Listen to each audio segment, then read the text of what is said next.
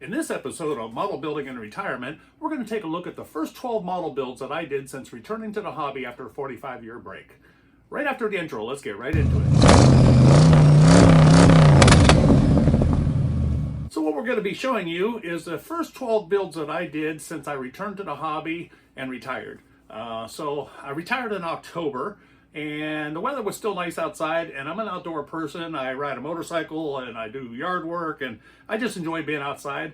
But as winter came in Northeast Ohio, I knew it was time for me to determine what kind of hobby I could do in the wintertime that'll amuse me and get me through those cold, gray months, which is almost 6 months.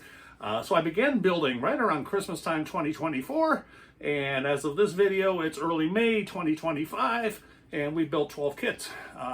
So that's nearly just a little bit over 2 kits a month. So it's been a cold winter, as you can tell.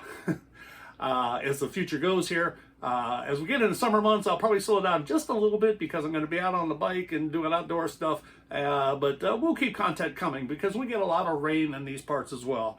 Additionally, next winter, you'll see the content really increase again because I'll have nothing better to do than just entertain you guys. So let's get right into it right after the intro. Oh, I'm sorry, I already did the intro, so let's get right into the 360 turntable in the showroom and show you the builds. Okay, first up on the classic model showroom 360 spin table is my 1957 Ford Fairlane. This is a kit that I started about 45 years ago, and I found it in my closet, partially started. And I opened the box and I started taking a look at it, and this kit had survived several moves, even across the United States. The box was somewhat crushed, but the parts appeared to still be intact, although I did find the body was a little bit twisted. I decided to try this before I started purchasing kits and investing too much into the hobby. The paint job that I had on it was horrible. I had done it with spray cans. It had lots of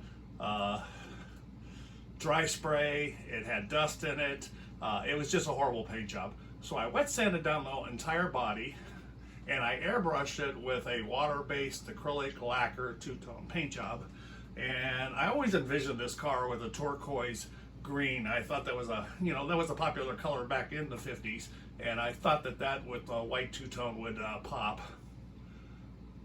So I airbrushed. It was my first time ever airbrushing a model. I thought it came out pretty good.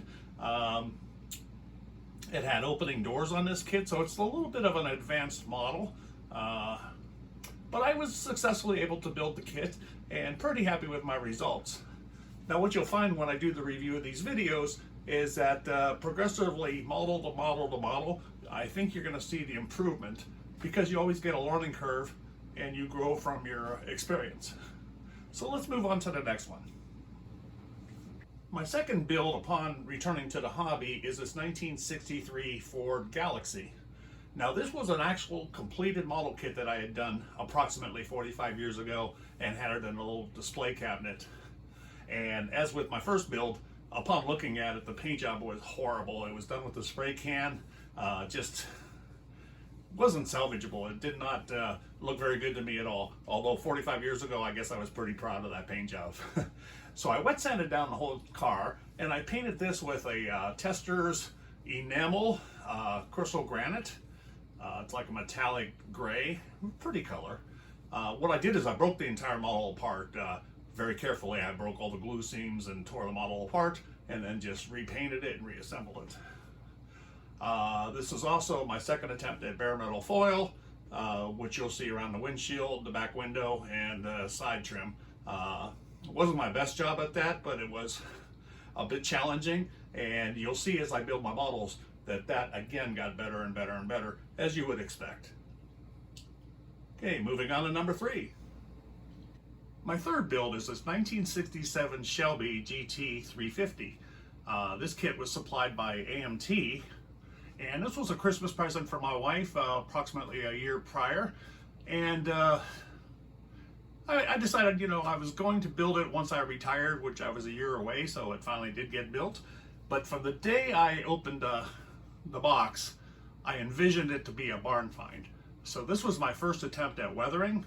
I thought I did a pretty good job of it here. So this is my idea of what this would have looked like if it was put away 10 years later into a garage because it had been beaten and worn and and driven hard. And the owner put it away because it had some minor issues, but never got back to rebuilding the car. So 45, 50 years later, it was sold, and I'm the new owner of the car. So currently it doesn't run, but it looks like it's going to be able to be fixed up by changing out the fuel tank and the carburetor and the battery, change all the fluids. A little bit of rust on the car, but it doesn't even need panel replacement. It will just need some patchwork done. So this will be a nice restoration. Probably costs about $50,000 to get it totally restored to its former glory, but this is the way she sits today. This next build has always been a dream car of mine. It's a 1970 Plymouth Roadrunner made by Revell. Here I totally switched paint manufacturers, and I went with Model Car World's enamels and clear coats. So this is painted in vitamin C base coat enamel, and then I applied the decals and finished it in a 2-stage urethane automotive clear, all supplied by Model Car World. This was a very fun build, and built exactly as the way I would have bought it or ordered it off the showroom floor. Next up, starting on my next build, I thought it would be fun to recreate some of the cars from my younger days. This happens to be a 1971 Dodge Charger Super Bee, which is made by AMT's RT kit. I had this car in high school back in 1976, and it is painted in plum crazy purple and white stripe across the back, the bumblebee stripe across the back. And this is matching colors and a black vinyl top to my car that I had in high school. This was my first attempt at masking and painting stripes on the car as well as a vinyl top, because this model did not come as a vinyl top. So what I did is I added some polystyrene strips to the edges of the vinyl top, as well as at the very top where the seams would be, and I painted it with a semi-gloss enamel with my airbrush kind of far from the model so that I had a lot of dry spray. I thought it came out pretty good. Another little trick I tried is back in the 70s, shackles and raising the rear end was a pretty popular thing. I handmade out of styrene those little rear shackles you see hanging from the leaf springs. It's not the best job in the world, but I thought it was kind of fun to do that. So a lot of fun to build this kit. It looks very much like the car that I owned. My next build's another recreation, and this is a replica of my brother's 1970 Torino Cobra with the 429 Super Cobra Jet package on it. Very rare car. This was homologated for NASCAR to be able to run the 429 on NASCAR races, and it was a beautiful car. He was very proud of it. He bought it low miles used, and we don't know the story on the color, but that is not a factory color. So we don't know the history of it, but it was a very low mileage car, and it obviously was raced because they had slicks in the trunk of the car. So it had had a reputation of racing somewhere. See if I can show you a picture of the original here. So this is the original car back in the 70s, probably about the era of 1975. But it was a lot of fun building that kit too. I no longer have the kit. He had loved it so much and it meant so much to him that I gifted it to him. So, you know, I'm able to only show you some photographs that I had of the car. My next build was another recreation. This is a 1971 Ford Mach 1 made from the Revell James Bond Diamonds Are Forever kit. And this one, I copied the look of a car that my brother owned back in high school, back in the mid-70s. And I always loved this car. I love this color. This was about 2 years before I started driving.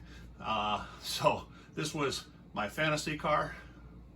It was painted in a metallic grabber green, which is a very beautiful color on the Mach 1. He had the white interior and the stock hubcaps and white walls at the time. I think as time went by, he did put mag wheels on the car. But a lot of fun, a lot of detail in this kit, but the kit is a fun build.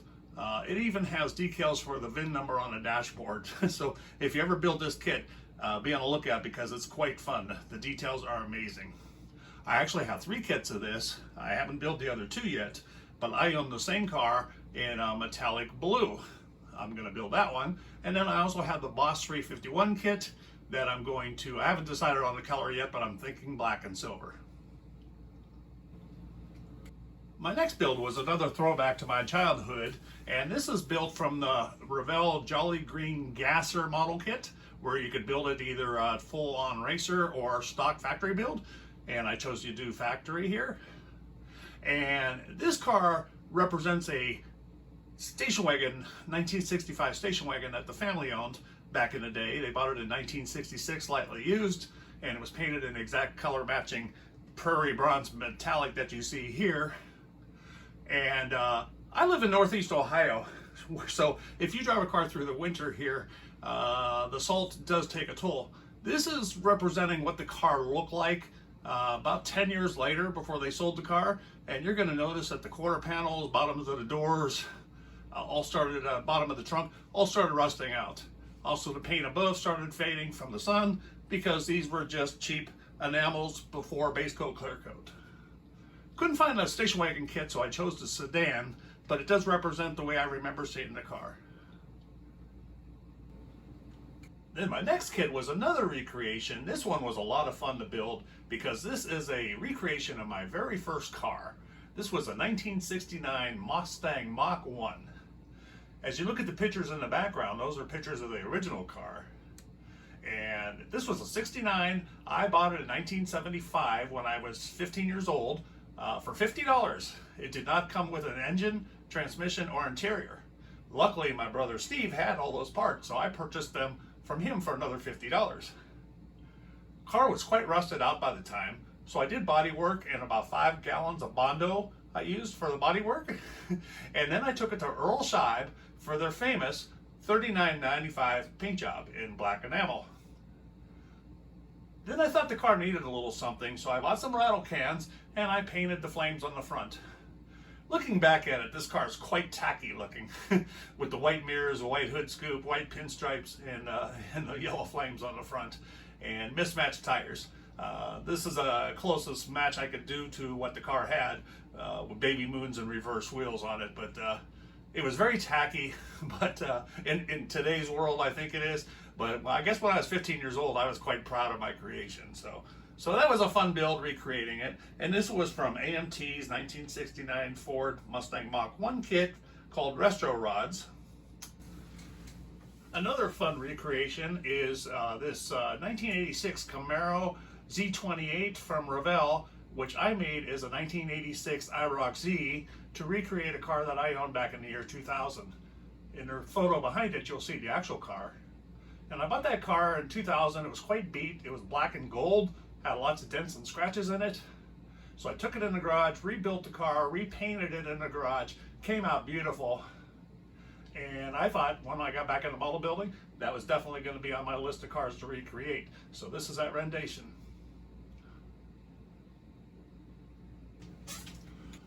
Next up is one of my funnest builds to date, and you'll notice the quality gets better and better as time goes on. This is a 1967 Oldsmobile Cutlass 442 in butternut yellow. This is from an AMT kit.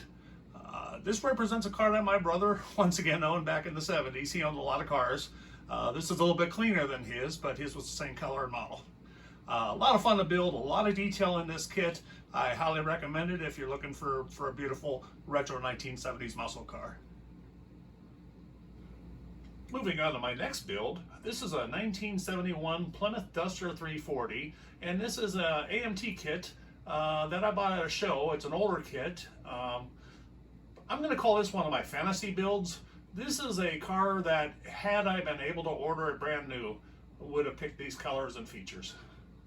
I love that red with the black stripes and the contrasting vinyl top. This kit too did not include a vinyl top, so much like the Charger Super B model earlier, I used polystyrene to create trim where the roof would go and for the seams across the top. And this time when I painted it, I used MCW's Textured Black Lacquer. It's a black lacquer paint that has just a little, I'm not sure what he's using in it. Maybe it's a little flecks of felt or something, but it gives the roof a little texture, and that actually came out pretty nice. I'm going to highly recommend that. Now, when you buy an older kit, you do sometimes run into issues. This kit had issues with the decals, and you're going to find if you buy older model kits, sometimes the decals just don't hold the test of time. Whether it's moisture in the air or whatnot, And in this case, it was my first encounter with really bad decals. Thus, the passenger side, you'll notice, has primer on it. So what had happened is I had issues with the decals, a silvering, which is like a dry reaction around the edges of the decal, first sign of a bad decal. I decided, without the experience of decals being bad, to go ahead and clear coat, hoping that was going to solve the problem, which it did not. Then I was trying to sand and clear to try to cover the mistake, and only got worse from there. I ended up sanding through the decals on the passenger side, and at this point, you either got to totally strip off the paint, sand it down, repaint it. I didn't have any extra decals, although they are available aftermarket. You can find them on eBay, and there are some other vendors that make aftermarket decals. I just didn't want to go that route. But this is an example of how you can save a model if you want to forge forward. So what I decided to do was go with it, and I painted primer on that side where the decal went bad, and then as far as the door, I made it look like some more body work was going on there, and I created a story. The story behind this goes that some father bought this for his son for a graduation present back in 1971, and the very first night he's showing off to his friends how the 340 could do some awesome burnouts. He lost control, jumped the curb, hit a little sign, and dented the door and into the quarter panel. So it arrived at the shop, received the body work, it's in primer now, and it's going to be touched up and matched to factory colors. So hey, you can screw up, go with it, make a story. And that's what I did. This is my most recent build, just completed yesterday as a matter of fact, and this is a 1970 Dodge Coronet Super Bee. And this is another fantasy build. This is the way I would have ordered this car had I been of age at the showroom at the time. It is painted in B5 blue, one of my favorite Mopar colors. It's a pretty mid-colored blue with a lot of metallic in it. And I used non-contrasting stripes. Kit came with black, white, or blue stripes, and I thought the blue was a perfect match. Also, it's the first time I did a blue interior. I'm not 100% happy with the color choice of the blue that I chose for the interior, but it is what it is. A lot of fun to build this kit. A lot of detail in it. I highly recommend it for anybody. This is another AMT kit, and goes together quite well. And finally, here's a little teaser of my current build that has been through paint, but I have not begun assembly yet. And this is the Dodge Viper GTS. I'm not sure what year it is. It's a Revell kit. I can't comment on how the fit and finish is of the build yet, but it is through paint, and be sure to watch one of my upcoming videos where I build this car. Well, I hope you enjoyed viewing the model kits as much as I enjoyed sharing them with you. A lot of fun to build these kits. I did quite a few recreations back to cars of my childhood, as you saw, and that's a lot of fun because it's fun to find the colors, which, by the way, I'm going to share with you. And I'm not sponsored by these guys by any way, shape, or form, but MCW, Model Car World, is where I buy my paints. These are enamels, which by themselves will clear up, shine a glossy finish on your car, but I take it to the next level by using their 2-part urethane clear enamels as well. What's nice about their model paint is, besides their superior quality, is they have on their website every color for every car, nearly every car ever made, so you can match up factory colors. And that's one of the things I loved about them, instead of trying to guess. A lot of my cars were recreations from the old days, and I was able to find the colors through his site. There's also the fantasy builds, which is a lot of fun because you can find those colors that the cars came in. The worn out, weathered look is another fun thing to do. So there's variations of this hobby. You know, you choose what you want to do. Build a car by fantasy, build a car by imagination, build a car by matching it up to something original.